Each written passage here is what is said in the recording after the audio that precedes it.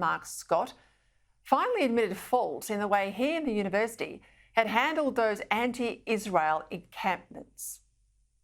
And the testimonials are heartbreaking and unacceptable, and for that I am sorry. If students have felt unsafe or unwelcome, if that has been their lived experience, if that is their testimony, then we have failed them. It is their testimony. Yes. Professor. Well, no, that's exactly right, Senator, and So that's you why. have failed them? Yes.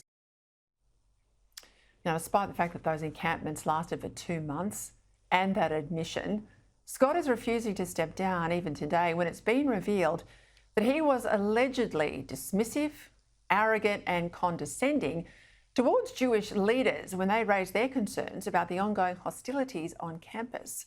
Joining me now to discuss this and more, Sky News contributor Chris Uhlmann.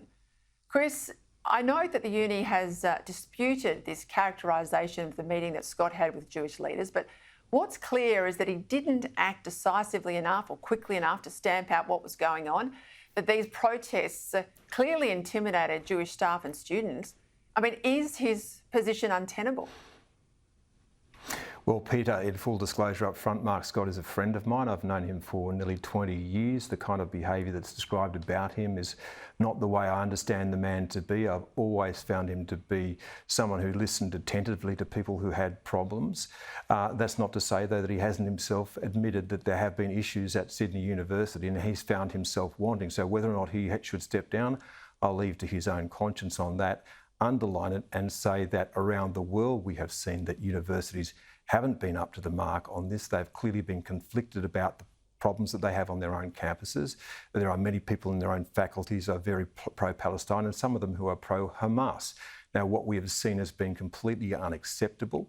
Those students, clearly Jewish students, have clearly felt under threat and they haven't been properly protected on the campus environment. Now, that is an indictment of universities, not just Sydney University, but the ANU and other universities around Australia and around the world. People have a right to be able to protest, but people also have a right to feel safe, and particularly on a campus. Around the world, those university heads, though, have gone. We've seen 3 of the big Ivy League university heads go, Chris, and we know how much money, directly and indirectly, universities, particularly the Group of 8, get from taxpayers. I mean, let's play it in his favour. Let's say he wasn't as described. Nonetheless, it went on for a couple of months. Nonetheless, he's been forced to apologise. I mean, we demand that ministers fall on their sword and take responsibility. I think that's also something we've got to put on our universities. Oh, no doubt, and I think that they're all fair questions to ask. All I do is make the point that the man is a friend of mine, so I'm not going to be someone who's going to be calling for his dismissal, but this is now a matter for the board which oversees that university and for Mark Scott's own conscience, and no doubt he's been thinking long and hard about it. And I think, as you've pointed out, that testimony before the Senate does show that he has considered his own actions on this and has found himself wanting at times. All right, let's go to the news this morning that the United States is considering a ban on Chinese-made smart car software and hardware. This is for their domestic market. It would hit the EV manufacturer BYD, but also some 140 other Chinese brands about to hit the market. Our government says it's watching the situation very closely, given the national security implications. Well, I know this gives you an alignment of 2 things you are deeply engaged on, the issue of China and security and technology. We've seen concerns about drones. We've seen real concerns about Chinese-made security cameras. What do you think of this move? Well, I think I can start this one by saying the Chinese Communist Party is clearly not a friend of mine, and I act with great caution about everything that party does. And look, the thing is that China will be what China is. It's a communist state. Everything in the state is bent towards the service of the party. The only thing the party is really concerned about is its own survival, and particularly above all of that, the one man who runs the party, Xi Jinping. So would China use any of its technologies to spy on the West? Well, of course it would. On the United States, of course. On Australia, of course. It's constantly using those means to pick up as much information as it can. I might add, by the way, that when we have the opportunity to do that, we do the same thing. I think one of the things about Huawei we saw in the past was when the security agencies were asking themselves the question, what would We do if we had the same access to networks. They knew precisely the answer to that question. So yes, there is reason to be concerned about all of those things, and all of those things will be bent towards the service of the state if the state sees a use in that. Let's take the situation of the cars. If you wanted to invade a country and you know that most of the vehicles in that country have got Chinese-made software, you turn it off so no one can get their transportation to move around. The cars don't work, the military vehicles don't work, everything's shut down. You've got Chinese software, let's say, in our water supply. You send out false readings to say the water supply is contaminated, even if it's not, and then you paralyse a city that has no drinking water. You could do the same thing on your energy. You could do the same thing on the tolls on highways. You could close off roads. I mean, the way in which technology is so embedded in our life, Chris, and the fact that so much of it's coming out of China, this is a real concern. I just don't know that we're waking up enough to it and taking steps to have non-Chinese alternatives in our manufacturing supply chain. And here's the problem, Peter. We've simply ceased to make things. We outsourced everything to China. It became the manufacturer of the world. It's now developed skill sets that we no longer have. And look at things like cameras.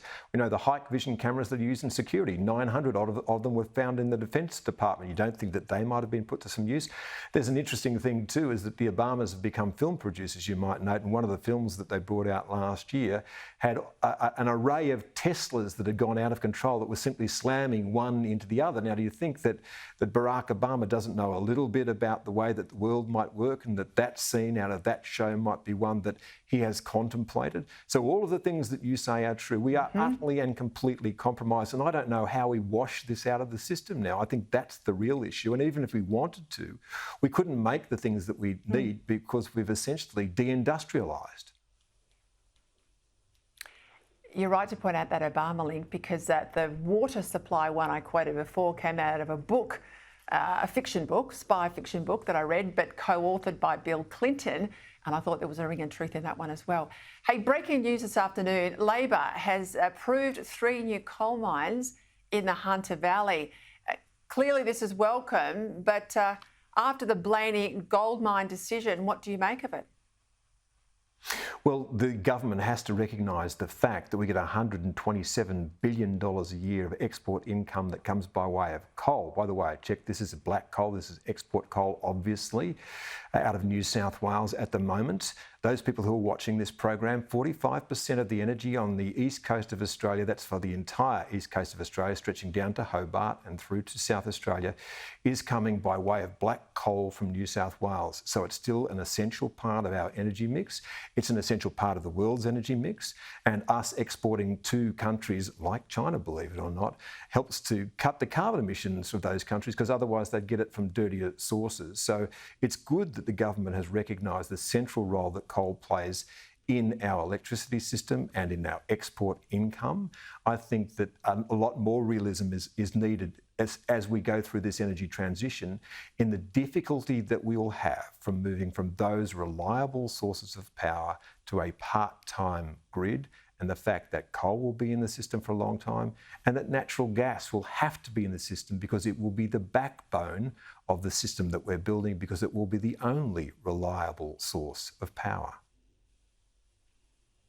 Chris Yeoman, a pleasure as always.